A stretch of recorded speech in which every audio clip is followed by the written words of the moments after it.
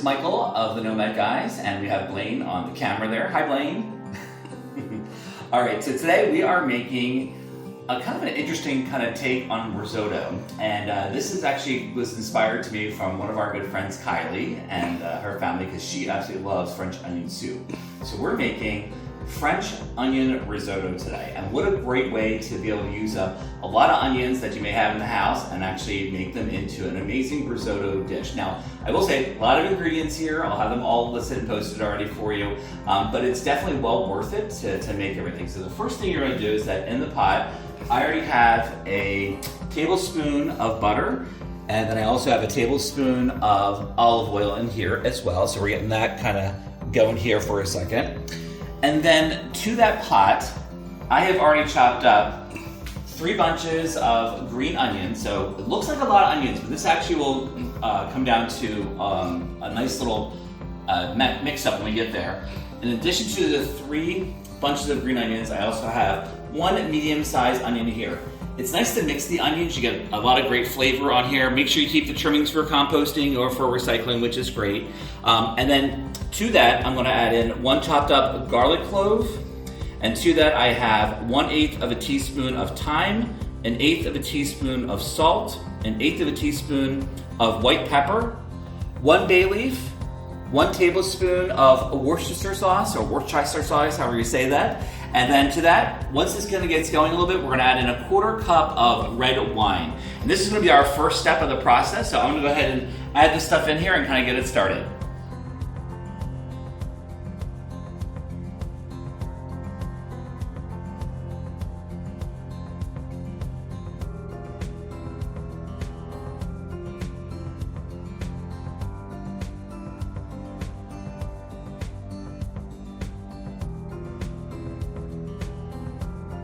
So a little saute going on here, and we're gonna add the wine in. What do you have here? This is gonna be our stock for when we actually start making the rice. So I'm actually heating up the stock already. So we'll get to that in a few minutes.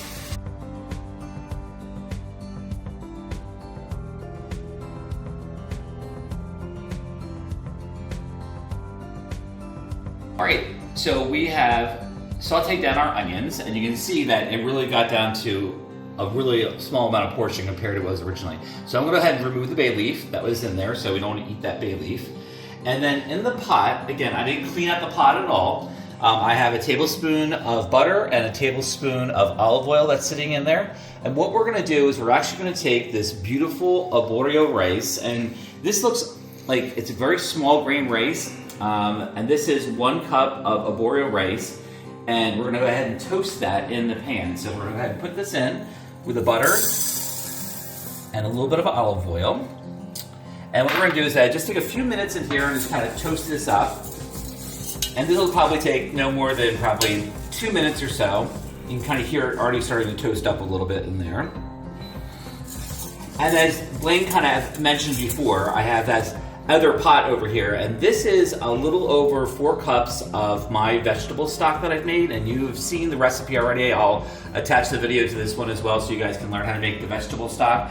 But this stock is heating up, because we want this to be warm or hot as we start to add this into the arborio rice here in just a second. So we're just gonna give this a minute, toast up this rice. Should just take a few minutes in here to get that all toasty. And you can see it's starting to change color a little bit there. I like making my risotto in a larger pot instead of a saucepan or like a saute pan. It's a little bit easier for me to kind of work with it. So that's kind of what my own opinion is. So the arborio rice is kind of toasted up there. I can kind of see them kind of moving around a little bit in there. And what I'm going to do now is take all of that beautiful mixture that we made earlier. And again, this is all of that onion, garlic, a little bit of the Worcestershire we have in there, some of my seasoning. And don't forget the thyme, because I have the thyme already in there when I cooked it. Thyme and onions together are a really nice flavor combination. So we're gonna go ahead and add that in with our rice. And you can kind of hear that little sizzle that's going on in there. It's amazing. Oh, I love all these ingredients going in there. And for my vegan and my vegetarian friends that are there, you know, you can substitute out the butter in there for whatever you choose. I'm sure that there's probably some substitute that you can do for this, but this could really just be a completely vegan meal if you really wanted to. So you can hear that little sizzle. That's really all we need to do is get a little bit of a sizzle going on here. Oh, it smells so good. I love that smell of the onions. My mother always used to say that when you're cooking onions or peppers, the whole neighborhood is just going to come out for that. So I have another 1/4 cup of the red wine that we're using here. And we're going to go ahead and put that 1/4 cup right in there. And that just to deglaze the pan. Oh, there we go. That's like some magic. Look, the smell of red wine. Probably just about 30 seconds to get that going. And then this is the hardest part of risotto, is being patient and adding in about 1 cup at a time. So this is going to be about 2 ladles of the hot stock that's going to go in there. And all I'm going to do is continue to stir. And then as this gets absorbed up in here, we're going to keep adding the stock. This is going to take about 30 minutes. This is going to be the longest time. So back and forth, back and forth, back and forth. Let's see, it's already absorbed up.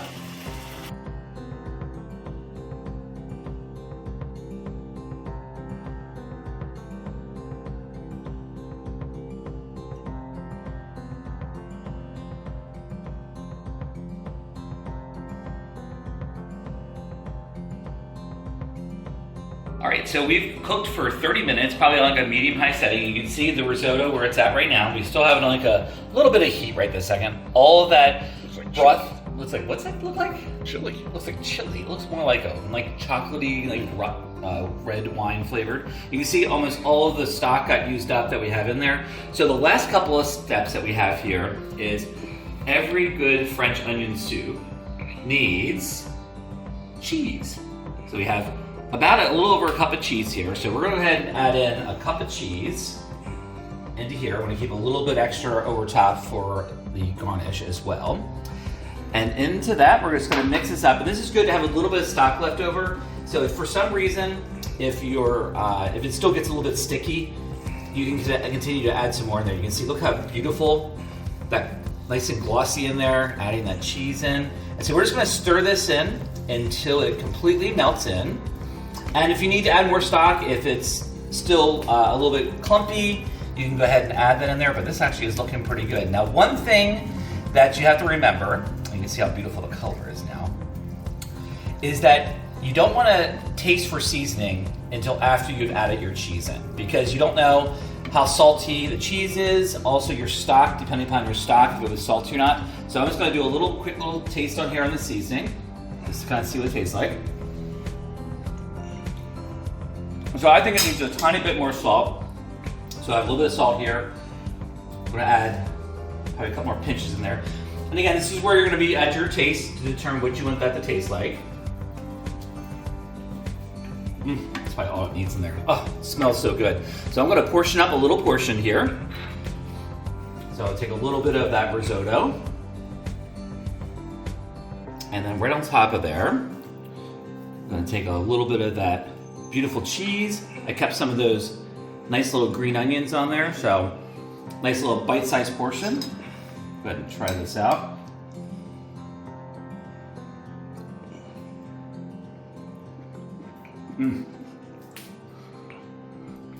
The crunch of the fresh green onions on top there, and just the cheese, and oh god, tastes just like French onion soup with some nice rice in the background. It's really, really nice.